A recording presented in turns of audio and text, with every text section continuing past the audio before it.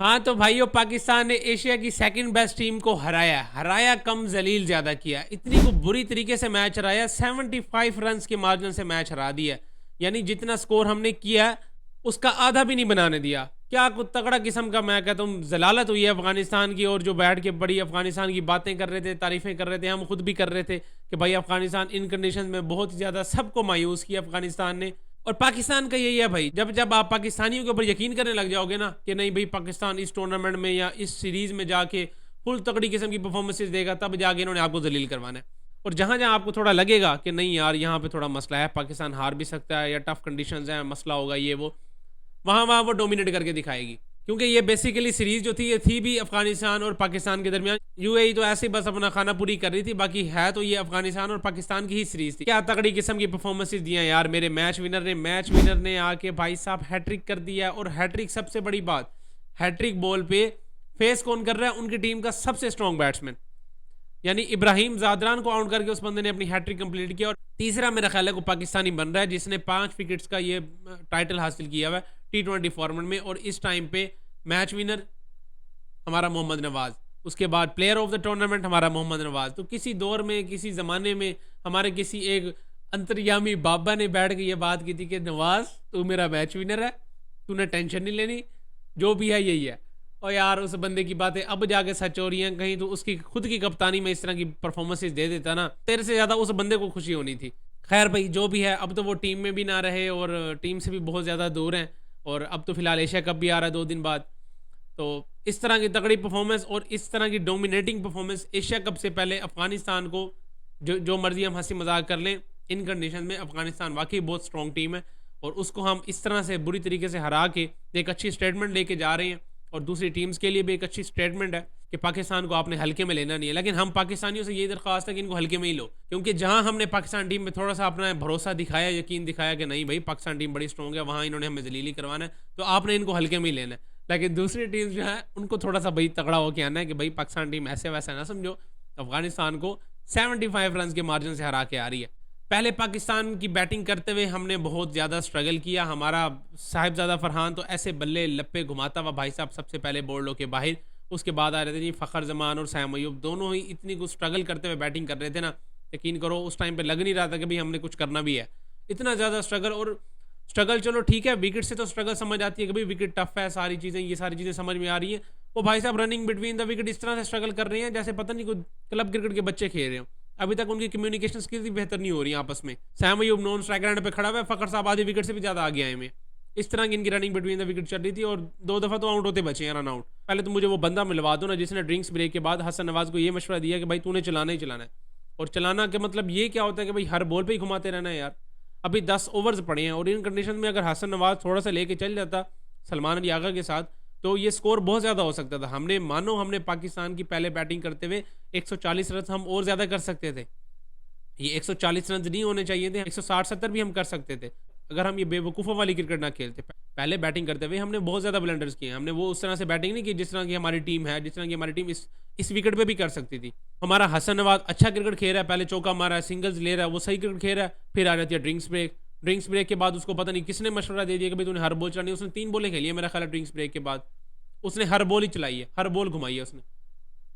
इस तरह थोड़ी होता है। आगे भी राशिद खान खड़ा है, उसने भी दुनिया क्रिकेट खेली हुई है, उसको भी पता है कि भाई अगर ऐसे बैटर अंधियां घुमाने लग जाएगा तो मैंने तो उसको 1 मिनट में आउट कर देना। और फिर आउट करने के बाद उसके एक्शन देखे थे आपने, वो फिर बिल्कुल सही आपको एक्शन करके दिखा रहा था कि भाई ऐसे मुझे कोई मसला ही नहीं है। अगर आप सुबह से शाम तक भी मेरे सामने ऐसे अगर हिटिंग करने की कोशिश करोगे ना, वो भी अंधों वाली, तो मैंने आपको हर दूसरी तीसरी बॉल पे आउट कर देना। उसको मेरा ख्याल है 1 छक्का मारा है, ठीक है, और उसके फौरन बाद भाई साहब आउट हो गए, सीधा ही कैच खड़ा के चले गए। अब ये जिसका भी फैसला था, चाहे हसन नवाज का था चाहे मैनेजमेंट का था, क्योंकि ड्रिंक्स ब्रेक के फौरन बाद ही वो बंदा पागल हुआ है। तो मेरे हिसाब से तो ये बाहर से मशवरा है, ये बाहर से एडवाइस आई है कि भाई अब हर बॉल चलानी है। लेकिन ये हर बॉल चलाने का मकसद ये तो ऐसे होता है जब ओवर ही 2-3 बचे हुए हो, तब इस तरह की हिटिंग होती है। 10 ओवर पड़े हैं यार, ठीक है, आप 1 छक्का मार के सिंगल लेके दूसरे एंड पे जाओ, दूसरे को मौका दो, ठीक है। इन कंडीशन में तो यार 8-10 भी बहुत ज़्यादा स्कोर होता है। फिर आ जाते हैं जी हमारे कोच साहब तो भाई कोचिंग में जब से बंदा पड़ा है उसके बाद वो बंदा बैटिंग तो नहीं कर रहा। अभी उसके बारे में सलमान अली आगा का बयान आया, वो कहते हैं कि आप उसका सेक्रीफाइस नहीं देख रहे, आप उसकी वो अपने नंबर से बहुत नीचे आके बैटिंग कर रहे हैं, तो भाई ना खिलाओ ना उसको। कौन सी मजबूरी है ऐसी, आप किसी और कीपर को उठा के खिला लो जब आपकी उसकी एज अ ओपनर जगह ही नहीं बन रही और मिडिल ऑर्डर में उससे खेला नहीं यार, आप खुद कह रहे हो, तो आप उस बंदे को उसके नंबर पे ही खिलाओ।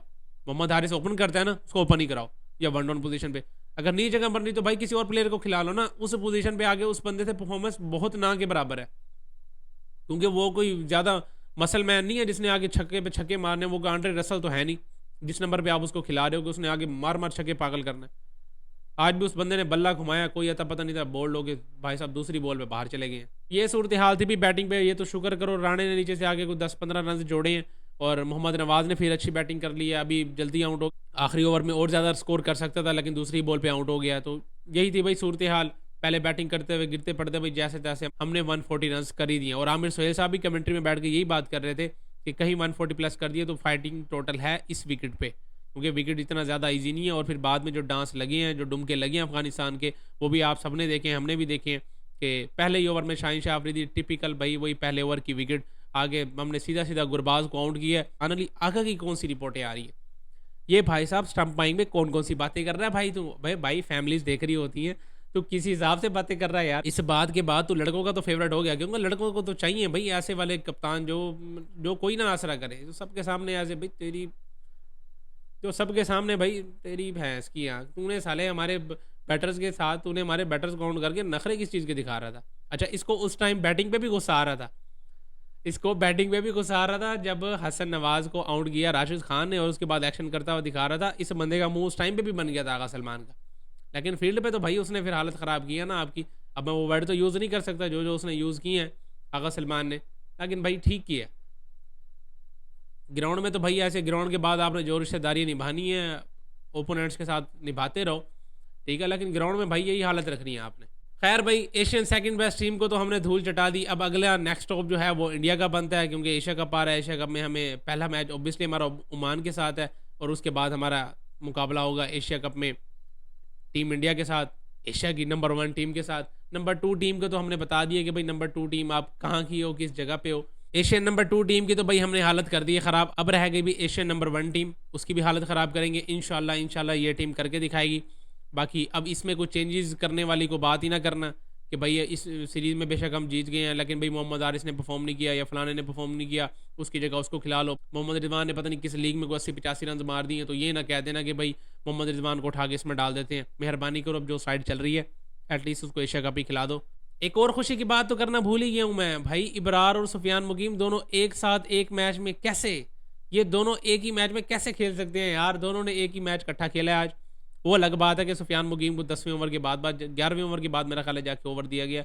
इस साइकी की मुझे समझ नहीं आ रही कि भाई आपका वो मेन बॉलर है और उसको आप 10-10 11-11 ओवर्स के बाद जाके कहीं बॉल पकड़ाते हो। यार भाई अभी तो सारी चीज़ें ढक चुक जाएंगी क्योंकि हम विन कर चुके हैं और विन भी इस तरह से हमने किया कि कोई 75-76 रन के मार्जिन से हमने मैच हराया, वो भी एशियन सेकंड बेस्ट टीम को।